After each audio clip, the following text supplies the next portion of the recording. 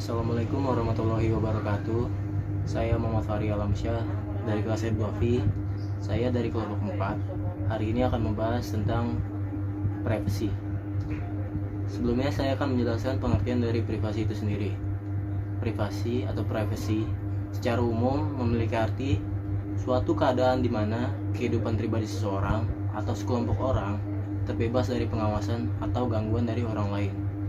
Pendapat lain menyebutkan bahwa privasi itu adalah suatu kondisi di mana seseorang ataupun sekelompok orang yang memiliki keleluasaan atau kebebasan dari gangguan yang tidak diinginkan dalam kehidupan atau urusan pribadinya.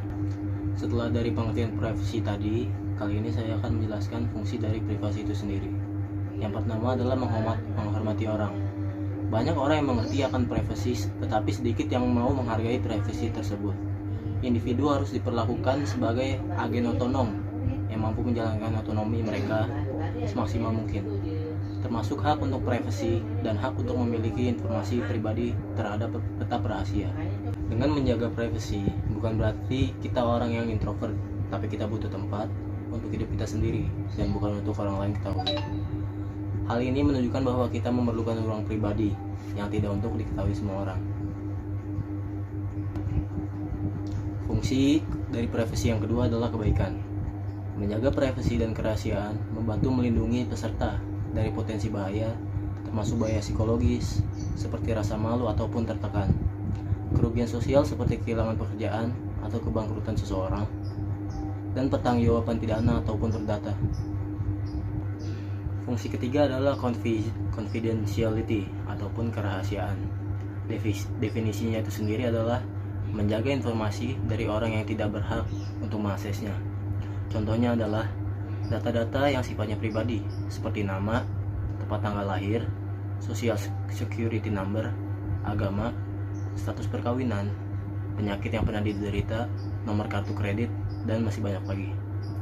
Harus dapat diproteksi dalam penggunaan dan penyebarannya. Dalam kerahasiaan ada pula bentuk serangan. Bentuk serangannya itu berupa adalah usaha penyadapan. Usaha penyadapannya berupa dengan program sniffer. Adapun usaha-usaha yang dapat dilakukan untuk meningkatkan privasi dan confidentiality adalah dengan menggunakan teknologi kriptografi yang akan dijelaskan pada slide selanjutnya. Sekian presentasi dari saya mengenai definisi privasi dan kegunaannya. Selanjutnya akan dijelaskan oleh rekan-rekan saya yang lainnya. Kurang lebihnya mohon maaf. Wassalamualaikum warahmatullahi wabarakatuh.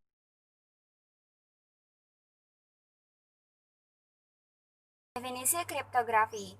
Secara umum, kriptografi adalah ilmu dan seni untuk menjaga kerahasiaan berita. Ilmu yang mempelajari teknik-teknik matematika yang berhubungan dengan aspek keamanan informasi, seperti keabsahan data, kerahasiaan data, integritas data, serta autentikasi data. Tidak semua aspek keamanan informasi ditangani oleh kriptografi. Ada beberapa tujuan kriptografi. Yang pertama ada kerahasiaan. Kerahasiaan adalah layanan yang digunakan untuk menjaga isi dari informasi dari siapapun, kecuali yang memiliki otoritas atau kunci rahasia untuk membuka informasi yang telah disandi. Yang kedua ada integritas data. Integritas data adalah berhubungan dengan penjagaan dari perubahan data secara tidak sah. Untuk menjaga integritas data, sistem harus memiliki kemampuan untuk mendeteksi atau memanipulasi data oleh pihak-pihak yang tidak berhak, antara lain penyisipan, penghapusan, dan pensubstitusian data lain ke dalam data yang sebenarnya. Yang ketiga ada autentikasi. Autentikasi adalah berhubungan dengan identifikasi atau pengenalan, baik secara kesatuan sistem maupun informasi itu sendiri. Dua pihak yang saling berkomunikasi harus saling memperkenalkan diri. Informasi yang dikirimkan melalui kanal harus diautentikasi keasliannya, isi datanya, waktu pengirimannya, dan lain-lain. Yang keempat ada non-repudiasi atau nirpenyangkalan. Nirpenyangkalan adalah usaha untuk mencegah terjadinya penyangkalan terhadap pengiriman atau terciptanya suatu informasi oleh yang mengirimkan atau membuat. Ada 4 komponen kriptografi. Yang pertama ada plain text, yaitu pesan yang dapat dibaca. Yang kedua ada ciphertext, yaitu pesan acak yang tidak dapat dibaca. Yang ketiga ada key, yaitu kunci untuk melakukan teknik kriptografi. Yang keempat ada algoritma, yaitu metode untuk melakukan inskripsi dan deskripsi. Assalamualaikum warahmatullahi wabarakatuh. Saya Abdul Faras dari Endlovi. Kali ini saya akan membahas tentang enkripsi. Enkripsi adalah sebuah proses yang melakukan perubahan sebuah kode dari yang bisa dimengerti sampai yang tidak bisa dimengerti atau tidak terbaca. Enkripsi dapat diartikan sebagai kode atau sipher, sebuah sistem pengkodaan yang menggunakan suatu tabel atau kamus yang telah didefinisikan untuk menggantikan kata dari informasi atau merupakan bagian dari informasi yang dikirim. Teknik enkripsi. Kriptografi simetrik. Dengan model kriptografi ini, data enkripsi dan dideskripsikan dengan kunci rahasia yang sama. Contoh, seseorang mengirimkan data yang didefinisikan dan dienkripsi kepada seorang rekannya. Jika rekannya ingin mendeskripsi, maka ia harus mendapatkan kunci dari si pengirim. Intinya seorang pengirim data dapat melakukan enkripsi dan deskripsi data dengan menggunakan satu kunci yang sama. Teknik inskripsi. Kriptografi asimetrik. Dengan model kriptografi ini, data enkripsi dan didekripsi dengan kunci rahasia yang berbeda. Pasangan kunci yang untuk enkripsi dan deskripsi dikenal dengan private key atau public key. Contoh, seorang mengirimkan sebuah data yang telah dienkripsikan kepada rekannya. Data tersebut dienkripsikan dengan public key yang dimiliki dan hanya bisa dideskripsikan oleh rekannya tersebut menggunakan private key. Pada skenario ini, public key digunakan untuk mengenkripsi data tersebut dan private key digunakan untuk mendeskripsikannya. Baik, setelah kita mengetahui tentang enkripsi beserta contoh dan teknik-tekniknya, di sini saya akan menjelaskan tentang dekripsi. Yang pertama, dapat kita ketahui definisi dari dekripsi merupakan proses kebalikan dari enkripsi, di mana proses ini akan mengubah ciphertext atau teks hasil dari sebuah enkripsi menjadi plain text atau teks terang dengan menggunakan algoritma pembalik dan key yang sama. Nah, selanjutnya kita akan melihat cara kerja dari enkripsi dan dekripsi itu sendiri. Dapat kita lihat di layar, di sini menggunakan aplikasi Cipher atau sebuah aplikasi pengubah dari teks atau plain text ke enkripsi dan dari enkripsi ke dekripsi. Dapat kita lihat di sini ada kolom encryption key yang isinya adalah secret. Secret ini adalah sebuah password user atau kata sandi dari si pengguna.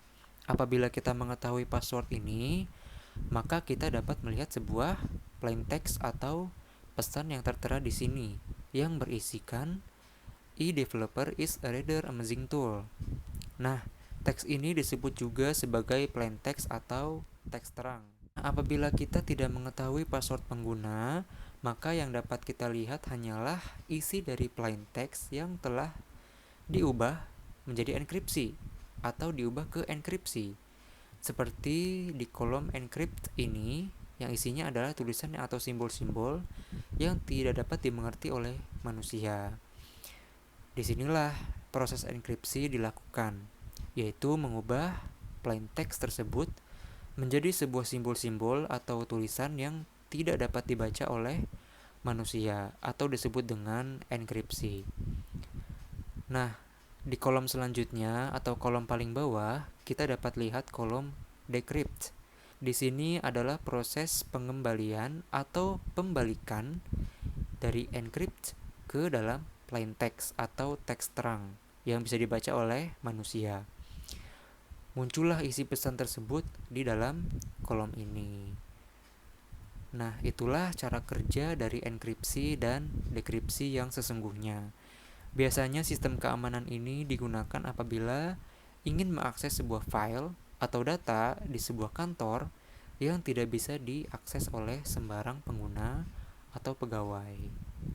Nah, selanjutnya kita akan memulai pembahasan baru yaitu tanda tangan dan sertifikat digital. Tujuan penandatanganan yang pertama adalah bukti. Bukti ini adalah sebuah tanda tangan mengautentikasikan suatu dokumen dengan mengidentifikasikan penandatanganan dengan dokumen yang ditandatangani. Yang kedua adalah formalitas.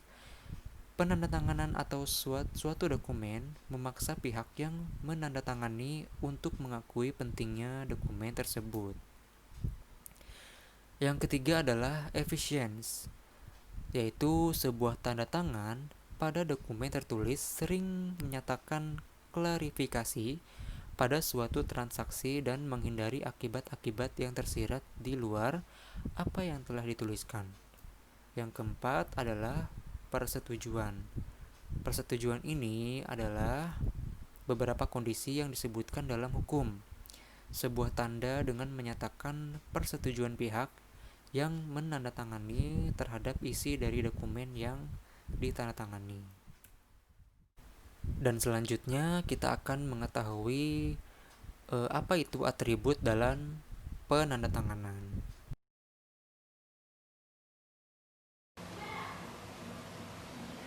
Atribut dalam penandatanganan. Yang pertama, autentikasi penandatangan. Sebuah tanda tangan seharusnya dapat mengidentifikasikan siapa yang menandatangani dokumen tersebut dan susah untuk ditiru orang lain.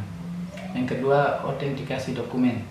Sebuah tanda tangan seharusnya mengidentifikasikan apa yang ditandatangani, membuatnya tidak mungkin dipalsukan ataupun diubah, baik dokumen yang ditandatangani maupun ditandatangannya tanpa diketahui. Proses penggunaan tanda tangan digital. Yang pertama, pembentukan tanda tangan digital menggunakan nilai khas yang dihasilkan dari dokumen serta kunci privat yang telah didefinisikan sebelumnya. Untuk menjamin keamanan nilai khas, maka seharusnya terdapat kemungkinan yang sangat kecil bahwa tanda tangan digital yang sama dapat dihasilkan dari dua dokumen serta kunci privat yang berbeda. Yang kedua, verifikasi tanda tangan digital adalah proses pengecekan tanda tangan digital dengan mereferensikan ke dokumen asli dan kunci publik yang telah diberikan. Dengan cara demikian dapat ditentukan apakah tanda tangan digital dibuat untuk dokumen yang sama menggunakan kunci privat yang berkorespondensi dengan kunci publik. Kelemahan teknologi tanda tangan digital adalah yang pertama, biaya tambahan secara institusional. Tanda tangan digital memerlukan pembentukan otoritas-otoritas yang berhak menerbitkan sertifikat serta biaya-biaya lain untuk menjaga dan mengembangkan fungsi-fungsinya. Yang kedua, biaya langganan. Penanda tangan memerlukan perangkat lunak, aplikasi, dan juga membayar untuk memperoleh sertifikasi dari otoritas yang berhak mengeluarkan sertifikat. Kelebihan tanda tangan digital. Sedangkan kelebihan yang paling utama dari adanya tanda tangan digital adalah lebih terjaminnya autentikasi dari sebuah dokumen. Tanda tangan digital sangat sulit dipalsukan dan berasosiasi dengan kombinasi dokumen dan kunci privat secara unik. Sekian dan terima kasih.